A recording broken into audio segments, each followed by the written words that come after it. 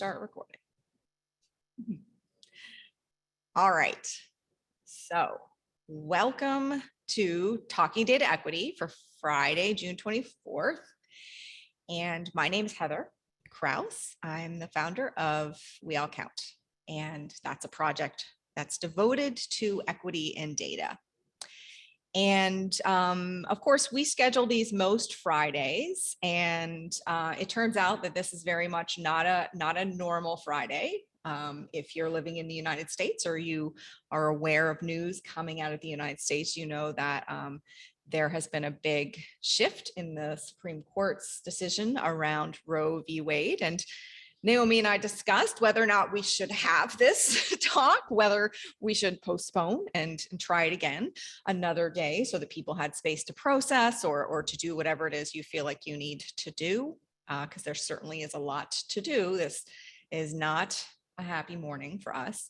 But we decided that we would go ahead as scheduled. And because of course, these things are directly connected. These things are not separate. Equity and data and human rights are deeply intertwined. So thank you for joining us. And we're gonna take a big breath and welcome our special guest. So our special guest is Dr. Naomi Goldberg.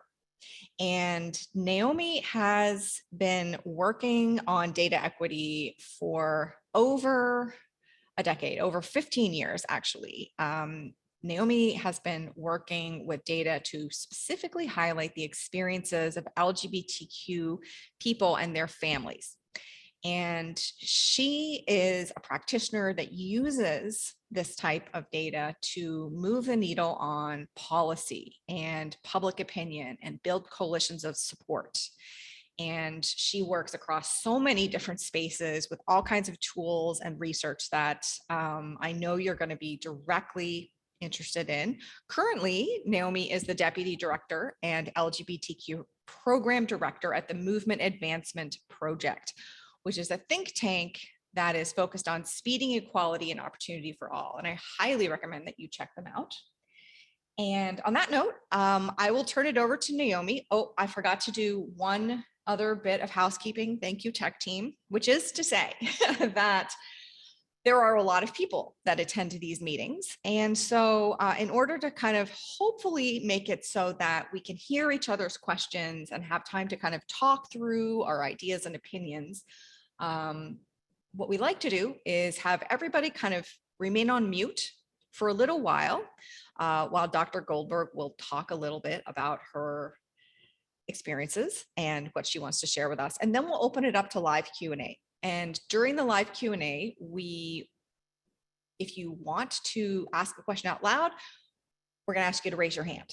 However, at any point during the presentation or during the Q&A, if you want to put anything into the chat, a comment or a question, feel free to do that. We don't need you to remain on mute in the chat. And if you want to ask a question or make a comment in the chat that you don't feel comfortable making in public, you can just direct message it to me and use that little blue drop-down menu to send it to Heather Kraus. And I'll amplify your question or your comment without attaching your name to it. Okay, over to you. Great, thank you so much, Heather, and thanks for having me. I am going to go ahead and share my screen. I have some slides, but I just want to thank everyone for joining today, especially given everything that's going on. And hopefully our conversation today can be a bright spot in what is obviously a really challenging day for many of us. So as Heather said, my name is Naomi Goldberg. I use she, her pronouns, and I am Deputy Director of the Movement Advancement Project. And I'm going to talk today about LGBTQI data inclusion in the US. And first, I thought I would share just a little bit about MAP. We are a think tank. We were founded 16 years ago with the goal of speeding equality and opportunity, originally focused specifically on LGBTQ people. We've broadened, but I lead our LGBTQ program. And we do that in a couple of ways. One is focused on advancing the conversation. So we do messaging research, we do polling, we do focus groups to help understand how we can move people through conversations, through messaging, to be more supportive of LGBTQ people. So just last week, for example, we released this Talking About guide focused on kind of the anti-LGBTQ school bills that have been moving through many states in the US, as well as this grooming narrative that we've started to see kind of come from the far corners of the internet into the mainstream. And so through focus groups and polling, we have put out kind of a guide about how to have conversations, how to help work on shared values. We also work to advance policy, and we do that in a few different ways. We put out policy reports like this one you can see here on the screen, focused on curriculum censorship and hostile school bills in the US. We also track 50 or so laws or policies at the state level on our equality maps, which provide kind of a fun dashboard. And then we also kind of do deep dives on different topics. And through all of this work, we really believe in the power of collaboration. And so we do a lot of work with other organizations. You can see here on the far right, a brief that we put out just in March with a lot of other LGBTQ organizations. But we also really love to work with progressive allied organizations with this kind of feedback loop of, if we can help them understand how LGBTQ people fit into an issue, they can also help the LGBTQ movement do better on a broader progressive issue and how to move forward. So that's just a little bit about MAP. Certainly happy to answer questions later if you would like to ask any. But today, Heather really wanted me to focus on kind of quantitative data about LGBTQ people in the United States. So I'm going to first talk about sort of the state of data, and then how the movement for equality utilizes data that does exist, and then what we're doing to advocate for more and better data. So let's start with kind of where things are in the United States around LGBTQI data inclusion. And I just want to start by saying I'm going to sort of bounce between LGBTQ and LGBTQI. And in part, that's because there has been far more work in the United States in advancing sex orientation and gender identity questions and measures on surveys than there have been on variations in sex characteristics or kind of the intersex umbrella. But we as a movement, as movements, have been working together a lot more closely. So we're really moving toward a space of LGBTQI data inclusion, even if the primary focus at the moment still remains on sex orientation and gender identity. So in the United States, we have a couple of big surveys run by the federal government, particularly the Census Bureau, that are kind of our national required surveys that are the decennial census and then the American Community Survey. And the way to think about it is the census is a short form survey and the American Community Survey is a much longer survey. The decennial census is every 10 years. The ACS is every year with a much smaller sample. And this is a household-based survey. So you can see here actually the questions that are asked about each person who lives in the home. And in 2020, we had some additions made to the survey where the household roster, someone can now identify someone as a same-sex husband, wife, or spouse, or same-sex unmarried partner.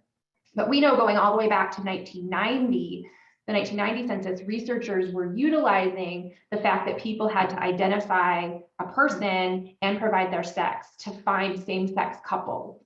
The problem with this, of course, is that we know that lots of people don't live with a partner who is of the same sex, but are still part of the LGBTQ community. You can imagine single LGBTQ people, people who are dating, who don't live together yet, or people who may be partnered but not living together. Obviously, trans people who may be living with a different sex spouse. And none of these people are identifiable on the large kind of cornerstone data sets, surveys conducted by the Census Bureau that set policy, decide funding allocations, are used for redistricting, really important things that happen and are kind of the gold standard surveys. It's estimated that only 1 in 6 LGBTQ people are in a same-sex couple that's identifiable on these kinds of surveys. So we know this is a huge gap. Notably, in 2021, for the very first time, the US Census Bureau did put out a kind of experimental survey called the Household Pulse Survey that was designed to gauge how things are going during COVID. And in 2021, for the first time, they included a sex orientation and a gender identity, ways to identify people. And I can show you those quickly here. So on the household poll survey, they included the question, which of the following best represents how you think of yourself? And you can see here the response options. And so, we see about 4% of respondents identified as bi, 3.3% as gay or lesbian, almost 2% as something else. The Census Bureau wanted us to know and cautioned that we shouldn't use this for population estimates because of the kind of experimental design around household polls, but this is still incredibly exciting. And it's exciting that the Census Bureau added these questions and is now getting very rich data, not just about who responds, but how does the question function? Does it seem to impede survey progress and that kind of thing? The household poll survey also included what we refer to kind of as a two-step gender identity question, where first respondents were asked, what is your sex assigned at birth? And then second, they are asked, do you currently describe yourself as male, female, or transgender?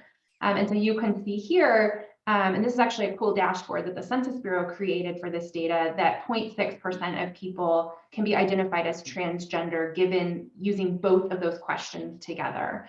And we can talk a little bit more about that question construction. It is definitely one that we as advocates would like to see improved upon, knowing that someone can be trans and identify as female, and that sort of or forcing people to just choose one is definitely problematic. We know that there are other federal surveys in the United States that do include questions of sexual orientation and gender identity. So if we look at sexual orientation questions on federal surveys, most of them are health-based surveys, and they're run by the Centers for Disease Control and Prevention. Some of them are federal state partnerships like the Behavioral Risk Factor Surveillance System, the Youth Behavior Surveillance System, and the National Health Interview Survey. And there are a couple of surveys run by the Department of Justice, interestingly, including the National Inmate Survey and the National Survey of Youth in Custody, which have yielded data around criminal justice involvement and incarceration of LGBT people. We know that fewer surveys at the federal level currently include measures of gender identity, but there are a couple of those. The National Intimate Partner and Sexual Violence Survey and the National Health Interview Survey, both by the CDC, include gender identity measures, as does the National Crime Victimization Survey from the Department of Justice. So the way that I would sort of explain where we are at the federal level is very scattershot. There's not a lot of top-down leadership. There's not clear guidance from statistical agencies within the federal government as to how to ask the question. And we're seeing it really kind of pop up organically. So household polls and excitement from staff there to include the question. We saw, for example, most recently on a Medicare beneficiary survey. So that's for people who are over 65, who are on Medicare. There's going to be questions added to that survey, which is super exciting. But again, it feels very sort of where there are interested people who want to do the work, it's happening, but not a lot of leadership across the federal government.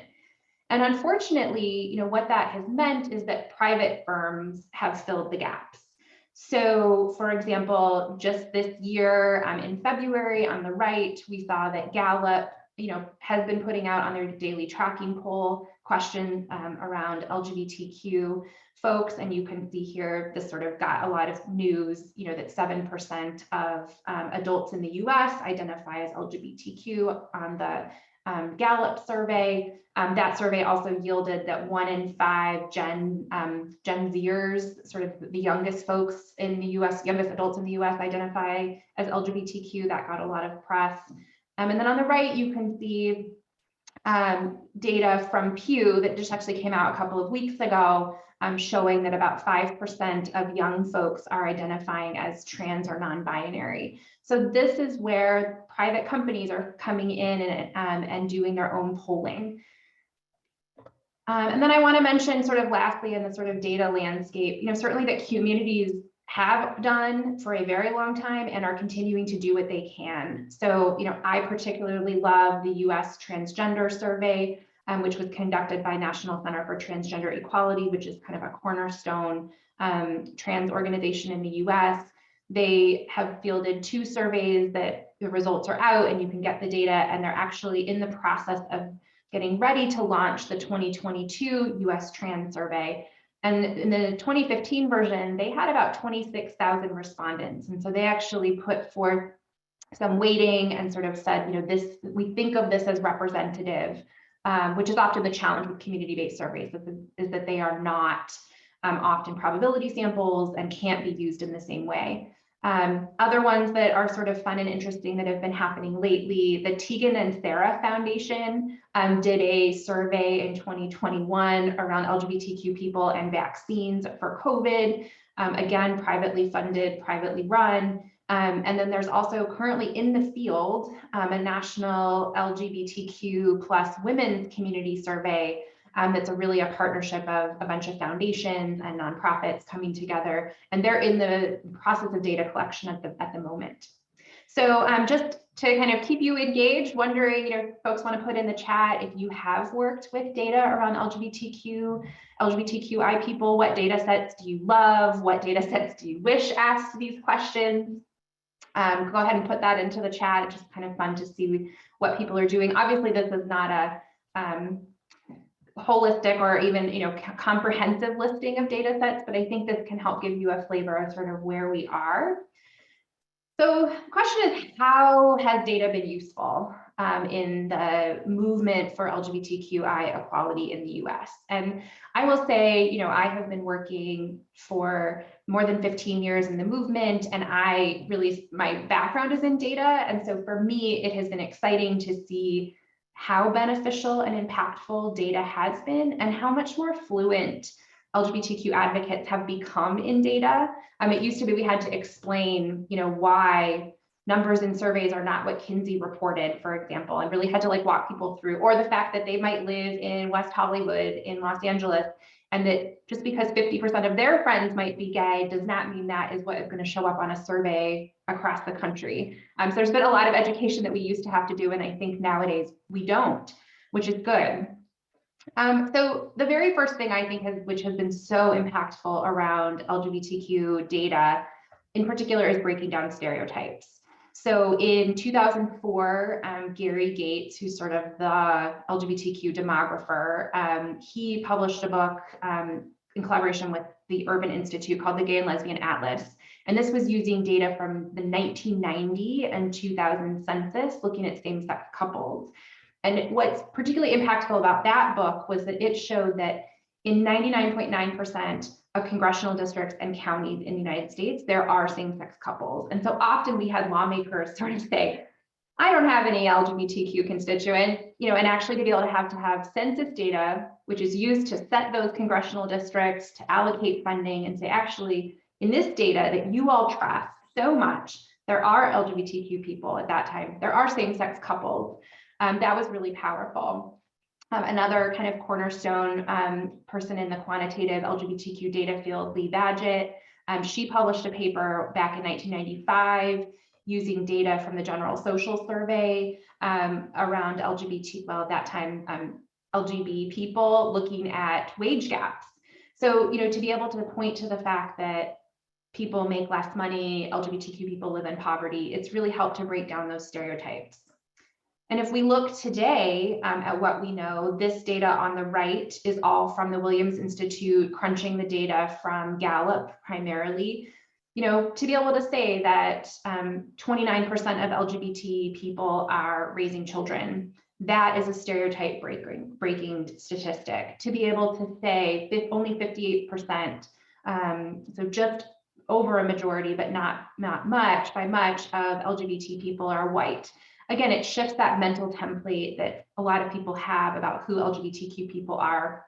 And down here at the bottom, I think it's really important to note, the higher rates of living in poverty and low income status for LGBTQ people. So the data here show that people of color who identify as LGBT are far more likely to be low income, and then 1 in 3 white LGBT people. So the first point really here is around breaking down stereotypes. Second, I think it's been incredibly impactful in the policy space. And 2 examples that I want to highlight of that. One is around conversion therapy. So having surveys, there's a couple run by the Williams Institute, privately funded, and some federal funding that have asked people about their experiences of so-called conversion therapy, which are efforts to change someone's sexual orientation or gender identity that have been totally debunked. But being able to point to the number of people who have experienced that, it's estimated at almost 700,000, really was impactful in getting lawmakers, including in states like Utah and Virginia, to take up bans on conversion therapy. So you can see here on this map, the states in dark green have banned this practice on minors.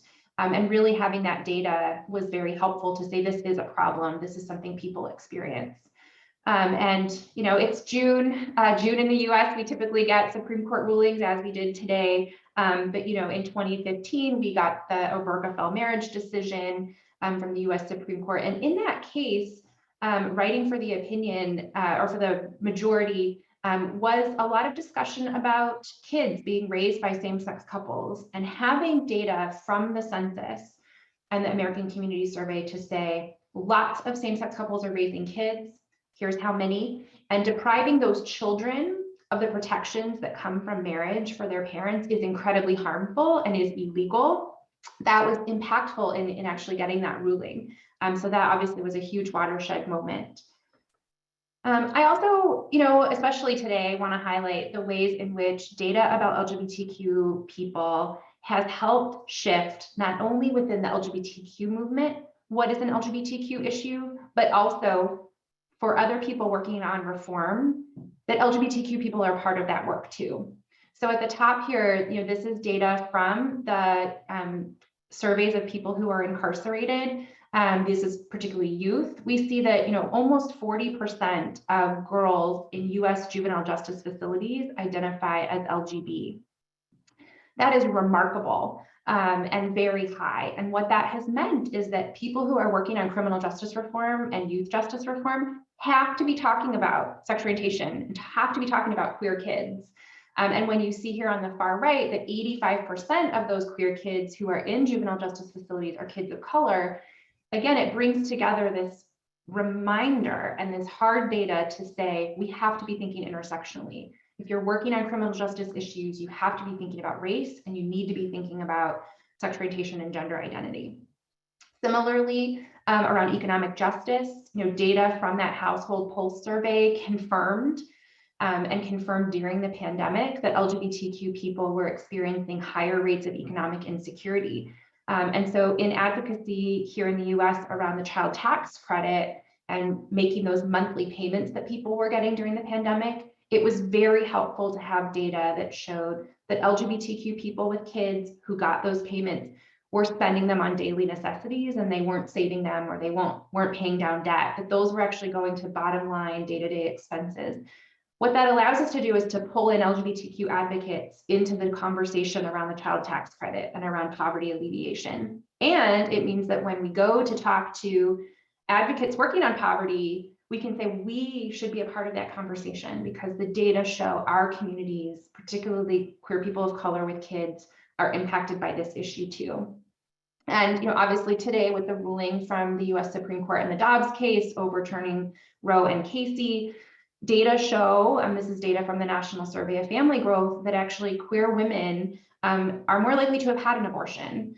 And we can talk about what might be behind that, but it highlights again that we can't disentangle reproductive rights from LGBTQ people, and that reproductive rights are an LGBTQ issue even before we get to potentially what this court might do around marriage equality. We don't have to get that far. We can start today with this being a ruling that impacts us as well, and how do we be in solidarity. That's just some examples of how data has been used. If any of you want to put into the chat, I'm seeing some conversation about how people what data sets you're using. If folks want to put in examples of how it's been impactful for your work, either in advocacy or in research or in seeking funding, definitely feel free to put that in the chat. I'm always excited because there's examples that I've never even thought of how people are using data to help advance their work. And then I want to shift now to talking about what are we advocating for? How are we trying to shift the conversation and shift actually what surveys are asking about here in the US? So I think I describe the moment that we're currently in as incredibly unique and very important, and that we need to sort of seize it because there's these different things that are coming together. So on the one hand, we have an administration in the Biden administration here in the US who is very interested in LGBTQ equality, very interested in what they can do without having to work with Congress because Congress is sort of at a standstill on these issues. And also recognizing how important data is in equity and advancing equity. So the top left picture is actually from last week. This was President Biden signing an executive order on a number of LGBTQ issues, but included in that was some really exciting new things around data and helping to move us from this scattershot approach within the federal government around data collection to actually a bigger picture, coordinated strategy where they have asked every agency to put forth surveys that they could potentially add sexual orientation and gender identity questions to. So that's really exciting. It's taking us to a different place. At the same time, down here on the bottom left corner, in March, the National Academies for Sciences, Engineering, and Medicine put out a huge consensus study report about sex, sexual orientation, gender identity, and measurement. And what it really calls for is, that these questions can be asked, they work well on surveys, people will respond to them, and that not asking these questions is actually harmful in and of itself. So we've got the political will, we have the science, we also have a lot more emphasis at all levels of policy around equitable data and how can we use data to make decisions that advance equity. And included in, this is from the White House, Equitable Data Working Group, there were mentions of LGBTQI people. And finally, on the top right, the other kind of thing to introduce into this moment is that there is a shifting legal understanding in the United States around the civil rights landscape, particularly at the federal level. So 2 years ago, the US Supreme Court ruled that discrimination based on sex includes sexual orientation and gender identity. And what that means is that any federal statute that prohibits discrimination based on sex also prohibits discrimination based on sexual orientation and gender identity. And what that has meant is that we have been able to say to federal agencies that are tasked with enforcing civil rights laws, how can you do that for LGBTQ people if you aren't collecting the data to show disparate impact, or if you aren't collecting the data to show that policies are hitting these communities differently? So if we take all of these different things, the legal piece, the political will piece, the science piece, and the kind of equity conversations and bring them together, we have this particular moment that we find ourselves. And we as an LGBTQ movement are super excited about pushing forward as quickly as we can. And so, what that looks like is different in different contexts. So just yesterday, the US House of Representatives passed the LGBTQI Data Inclusion Act, which would require sexual orientation, gender identity, and intersex measures on federal surveys. This is really exciting. It was a great education moment for many lawmakers to be able to talk to them about the fact that most surveys don't ask these questions and what harm that has for our communities and our inability to make good policymaking decisions when we lack the data. It now moves over to the Senate. Unfortunately, it is not expected to be taken up. But I think this bill and the fact that it passed in the House provides a roadmap for a legislative pathway to get questions added to lots of federal surveys. And while I focused primarily on census and some health-based surveys, we know, for example, that the Department of Housing and Urban Development conducts a housing survey. And we know from private data that LGBTQ people experience a lot of housing discrimination. And so that could be a target or something that would be fixed through this act, would be that those surveys would be required to ask these questions. Similarly, we are focusing a lot of our energy on the American Community Survey and the decennial census. Work for the decennial census in 2030 is beginning now. The testing and the research starts now. The funding starts now. And we know that the American Community Survey, because it's fielded every year, provides a great playground and sandbox to try these questions out. And so the current work that we're focused on is getting funding appropriated. The House will consider an appropriations bill from the census budget for next week. And the Census Bureau has asked for $10 million to focus specifically on sexual orientation and gender identity questions on the American Community Survey. And we know that there is work that needs to be done, and we want the Census Bureau to follow the research. The things that they're interested in exploring include, how do you ask these questions on a proxy survey, right? It's a household-based survey where I might be filling it out for everyone in my home. And that could include a boarder, or it could include a cousin, or it could include my spouse, or it could include my 5-year-old child. And so how do these questions function in that sort of environment? How do they function when they are translated into many different languages? These are some of the examples of the research that we need the federal government to do.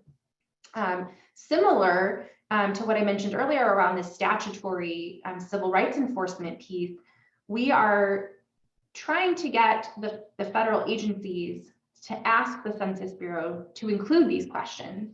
As some of you may know, over the last couple of years around the 2020 census, there was a lot of drama around the administration wanting a question added around citizenship and how incredibly harmful that was on the trust that communities have with the census. And ultimately that question was not included because it didn't go through the right process and it wasn't needed for statutory reasons. We want to avoid that. We know that this data needs to be collected to enforce civil rights laws. And so what we are asking is for agencies like the Department of Justice that's required to enforce our civil rights laws to say, for us to do our jobs under the law as it is, we need the data. And the place that that data must come from is from the American Community Survey and from the census. And when they formally request that, it kicks off a whole long line of next steps within the Census Bureau about how to best add that question, doing the research, doing focus groups, doing content tests, and all of that needs to happen. And our goal is to get that going before the next administration change, which it could be in 2024, because we have seen in the past that when administration changes happen, the research stops. That happened in 2016 in the switch from the Obama to the Trump administration. The research that had been going on around adding these questions to the American Community Survey and to the census was halted. And what we want to do is have those staff, those career staff who are scientists, who know how to do this work, who are excited to be able to pick that back up again.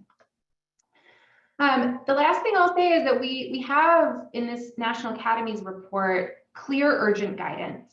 They are telling us that the costs of not asking these questions are huge, and that there are important benefits to asking it. And the report is very long, and I recommend that everyone look at it because I think it really provides a great roadmap, because it highlights principles of data collection, it highlights measurement recommendations, and areas for new research. So I'll start with these principles that they outline, which I think are really helpful in guiding all of our work, whether we're working at the Census Bureau level or whether we're collecting data on a community health survey. They say we should focus on inclusiveness, precision, autonomy, parsimony, and privacy. So are we asking the right question? Can respondents know that their data will be used and be kept private? Are we asking only the questions that we need? Can people be identified? And are we being precise in our language? And I think that those principles or values are super helpful in guiding the work. The report also outlines these measurement recommendations, which are sort of what they landed on based on the best science and the current state of the work. And so here you can see on the right, this was their recommendation around sexual orientation identity, recognizing, of course, that sexual orientation, we could measure identity or behavior or attraction. But if we're going to focus on identity, this is the question that they would recommend. So you allow folks to check 1, lesbian or gay, straight, that is not gay or lesbian, bisexual, and then depending on if someone is Alaskan Native or Native American, Two-Spirit, and then letting people actually write in a free text section. And I know that folks, at least within the LGBTQ community, have bristled a little bit with this straight, that is not gay or lesbian. And I just want to highlight, that the problem with big surveys like this, like the census, or any large general population survey, is that you need everyone who isn't in your group to know they're not in your group, because there are so many of them that just a few of them get it wrong, you've swamped our population. So we need to make sure that straight cisgender people know they're straight and know that they're cisgender and that they're not messing up the data. And you'll see that come up in the gender identity questions recommended. So here you can see they recommend the two-step again, where first you ask about the sex assigned at birth on your original birth certificate, and then ask what is your current gender. And again, this highlights this mark only one, and that's an area where we are asking for investment in research, because we would really like trans people to be able to also identify. And you'll notice this doesn't include a non-binary option, this doesn't include a gender fluid option, and those are places where we are hoping we can push a little bit further to make sure that people can identify in the ways that best fit for them. And then I'll wrap with, since we have not talked a lot about intersex measures, our sex characteristics, the Academy's report goes into great depth to say this is a place where the research is still in a very nascent place, and we need a lot more funding, and we need a lot more focus groups, and we need a lot more testing. But this is the question that they actually recommend, which is helping people understand sort of, have you ever been diagnosed by a medical doctor with an intersex condition or a difference in sex development? And then yes, no, and then don't know, or prefer not to answer. So you can see that, I think there's lots of improvements. We could talk a little bit about some of the improvements that you might want to see to some of these questions, but the takeaway here really is that we have enough science to get going, and that we can't keep waiting for the perfect, because the harms of not asking these questions on these large surveys are just too huge.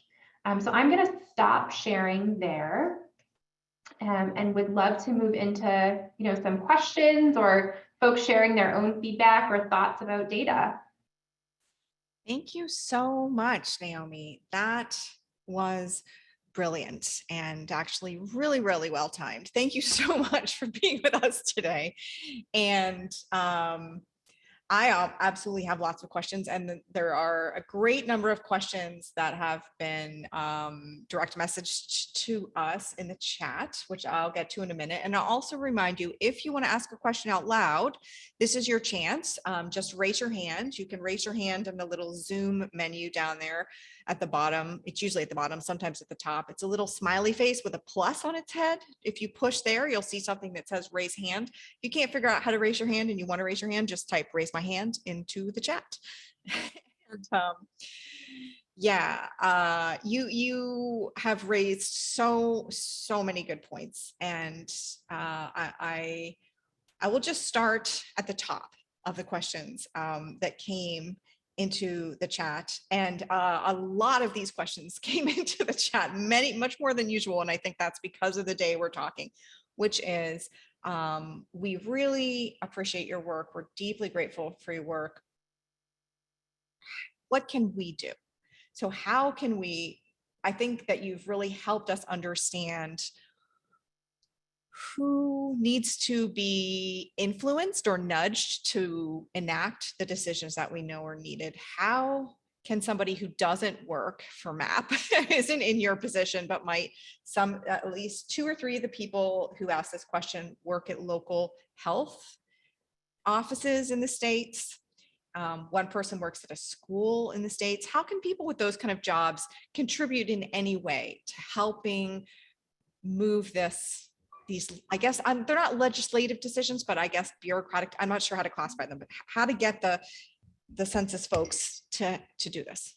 Yeah, well, the good news is that it doesn't necessarily have to be just around the census, that there are lots of surveys that should be asking these questions. And I think a great example of that is the Youth Risk Behavior Surveillance System, which is, it's a state-based survey. It is facilitated through schools.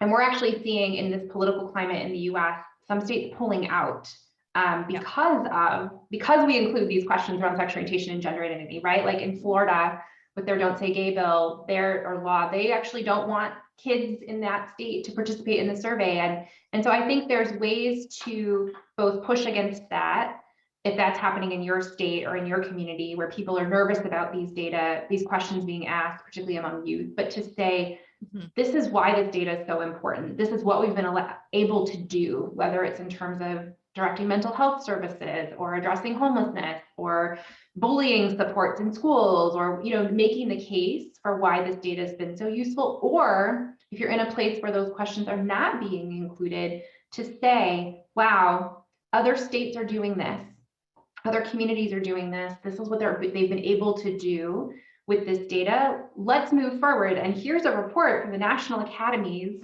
that really outlines how to do it. And there are lots of resources, and I'm happy to be, a conduit or a connector. For example, GLSEN, which is the kind of school-based LGBTQ advocacy organization in the US, just put out a really great data primer about how to ask these questions in school-based surveys, with the exact goal of, if you're working in a district and you field a survey of your student, consider adding these questions. And so I think it doesn't have to be at a government level, it doesn't have to be at a state level, but just if you're fielding a survey, really ask those questions of, why aren't we asking, or what are we asking? A National Academies report, for example, says, do you really need to ask sex assigned at birth, or is what's more important someone's current gender? And even just that thought process of what is important to you in this moment, I think can help lead you both to advocacy, but also just to better science and better data. And so I think just asking those questions, and certainly advocating, for funding for community-based organizations, if you all aren't going to be doing it, at a government level. But I think there's lots of ways to be working in this whole movement. And that really is the hope, is that it's a movement, not just at the federal level or the state level, but in communities, to get better data so that we can make better decisions. Awesome. Thank you so much. And for folks just joining, all the resources that Naomi's talking about, we'll link to those in the forum.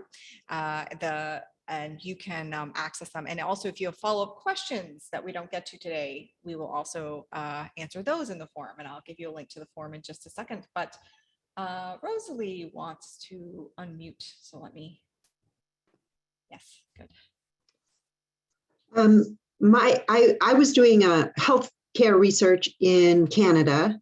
And one question that I have always wanted to ask someone who's thought deeply about this, because I haven't, is asking questions when we know we're not going to use the data, right? So there's kind of this balance between, how we ask questions about gender identity.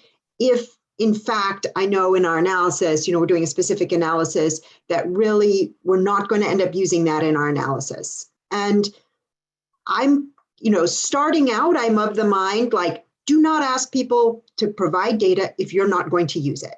That's sort of my baseline. But on the other hand, there are people in our group that argue we want everyone to feel seen and heard, and this is an important exercise to do. So I just love to hear your opinion on asking these more complicated gender identity questions when I know the ultimate analysis is not going to take those into account. Yeah, that's a great question. And I do think it's worth, you don't want your survey to be too long. You don't want to, burden the respondents. So I think it is good to say, like, what is it that our survey and our data collection is really designed for? That said, I think that the more we can normalize asking these questions, the better the experience of the person taking the survey over and over will be. And oftentimes you may be collecting data, and then that data may get used by a second or third party, and so often I know people archive data, in the US, there's various data archives, including at the University of Michigan, for example, where, once you're done publishing, you can put that data somewhere and someone may take it up and look at a totally different thing that you did. And if you have these questions, that could be useful. So I think it's a balancing act.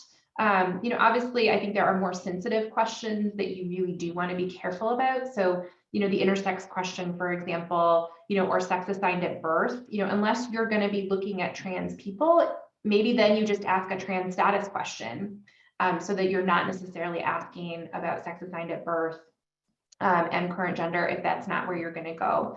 So I think, it's about shifting comfort. And I'll say, yesterday during the House debate of the LGBTQI Inclusion Act, we heard from a lot of lawmakers, not a lot, but from one party who said, this is just such private information. We shouldn't be asking this, this is an intrusion in privacy. And I think it's important for us when we're doing research to model, good practice, that this is for some people private, and we want to make sure people know that when they answer, their data is going to be treated carefully. But that's the same as asking questions about income or asking questions about disability status, that it's still important to do it. And it's still important to potentially be able to disaggregate when you can. So, it's a balancing act, but I would vote in favor of adding if you have the space and you might potentially use it.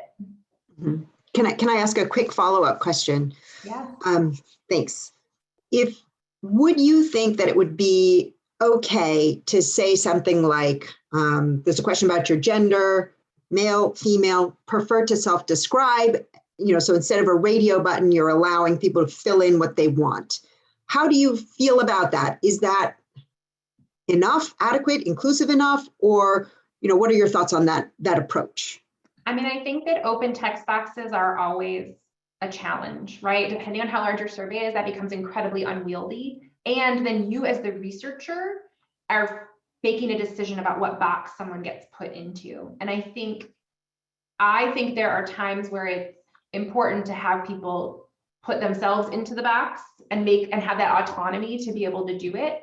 And I think having an open text option, if really you've listed some good options and they still don't feel like that works, to include that.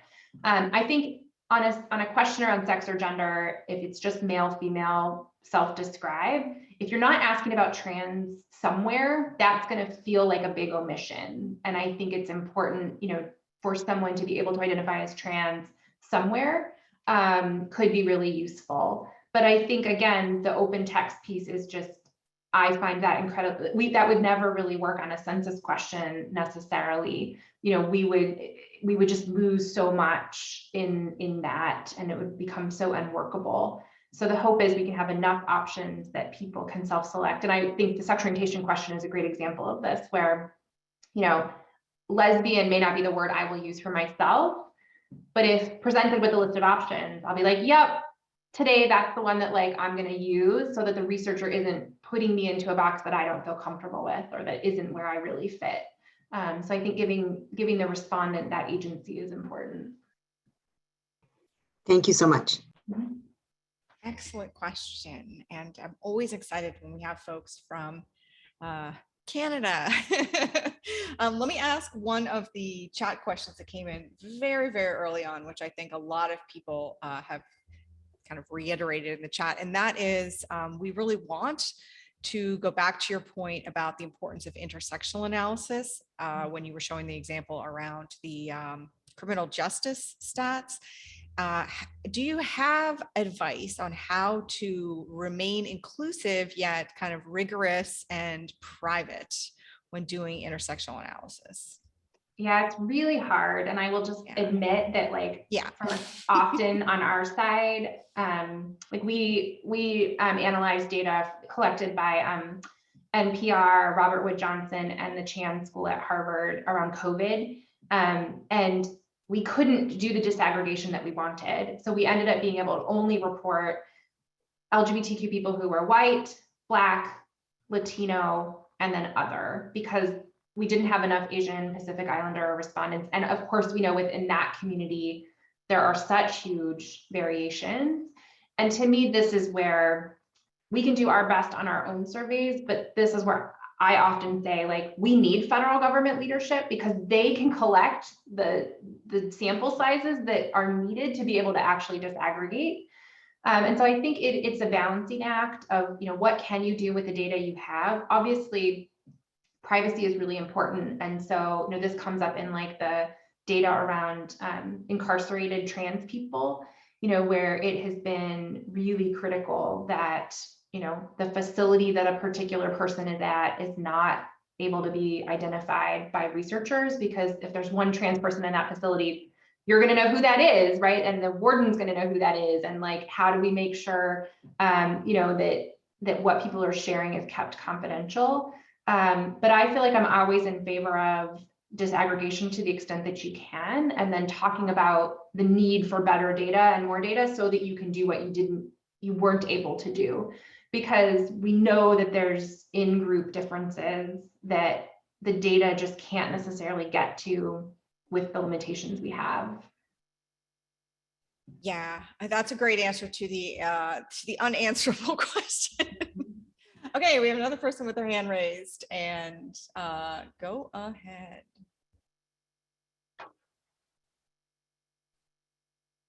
Sorry. Can you unmute now? Thanks. I thought I clicked it. Sorry. Yeah, you did. You did. It was me. It was me. Oh, okay. Thanks, Naomi, for your presentation so far. It's been excellent. Kind of touching on the open text issue. I work with a lot of smaller nonprofit organizations, and they're definitely exploring how to ask these kinds of questions in the right way. And for those organizations, I've said, like, my advice so far is just, simple, use open text box. And if you don't already have the relations and connections to, because the LGBT community, because my understanding is a lot of these terms and identities are in development, and there's new ones that are developing to make sure you're up to date and getting it right. Open text box kind of ensures that. I think with like machine learning and some degree of automation, that's and over time learning how to do that, it can get processed pretty quickly. And then the other advice I would go to, as you mentioned, the researcher doing that coding can be problematic, but if they involved LGBTQ individuals in the coding of the less obvious categories, I wonder your opinion on that approach. Yeah, I mean, I definitely think it sounds like you're working in maybe more of a community-based setting around data. And I think that's a really great way to do it. And I think the participatory piece is really important. And you mentioned something else you mentioned, which I think is critical, is the extent to which language is shifting. And depending on which community you're working in, language is different. And so, for example, when working with youth, the Trevor Project and GLSEN both run youth-based surveys here in the US, and the recommended measures or recommended questions are very different, right? There are far more options that are presented for youth, given that youth are using different terms, and the general population of adults may not even know what those are, right? But that teens and youth are. And similarly, I think when working, here in the US, when working with Native American communities, the language around two-spirit identification is different. And so making sure that you're including those options. And so I think, the points you raise around including participants or experts and people from the community in the coding, I think is really valuable, and almost creating sort of a code book that's developed in partnership with folks, I think would be great. And definitely, if you can manage a write-in option, I think that yields rich data. And then, that's really a great opportunity to look at shifting terms, or, if folks are all using one term or clustering around one term, like, what does that mean? I think it really just depends on your capacity. And we just find the larger the survey, that sort of falls apart and becomes just much harder. Although I think you're right that there's probably great opportunity with machine learning and language processing to hopefully get there. I just want to make sure it's paired with who's making that decision, so that it's being made in a way that reflects, how participants would want to be grouped together.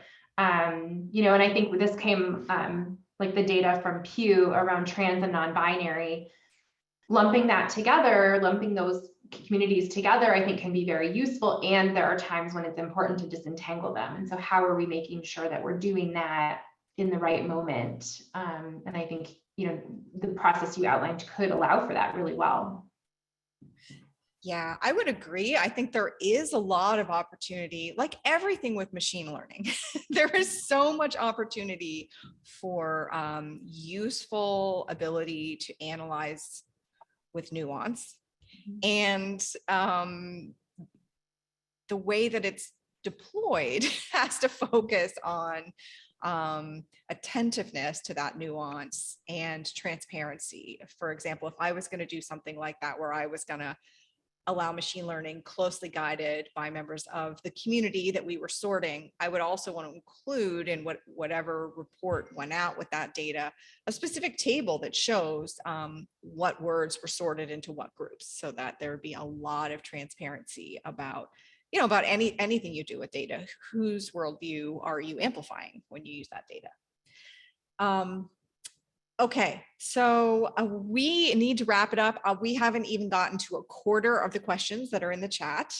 And so that's good news in that people are very, very interested in the topic. And I think it's a critically important topic. It's bad news because we do have to wrap it up today. I put the link in our forum, in the chat to our forum, where you can continue to ask questions. The We All Count team is in that forum almost every day. And in addition to the We All Count team, there are many, many, many people with lots of expertise and lots of resources that we've never even thought of. So feel free to continue the conversation there. Naomi has been incredibly generous and just put her email into the chat. So thank you for coming, especially on what is a bit of a heartbreaking day. Thank you for spending some time with us. And a quick programming note, next Friday is July 1st. So we're not having Talking Data Equity next Friday because it's a long weekend. It's a holiday here in Canada and it's a holiday in the United States. So we're going to take that off. The following Friday is July 8th. And we will be having Talking Data Equity that week. And that will be a much requested Ask Me Anything. So I'll be sending out to all of you a little blank form in case you want to submit questions in advance, and we won't restrict it to just one sector or one discipline. Well, anything about data equity, ask me anything about data equity. And Naomi, I can't thank you enough. Thank you for spending time with us. Thank you for sharing such valuable resources, and we will definitely stay connected, and I appreciate it. Great, thank you all. Have a great rest of your day, everyone.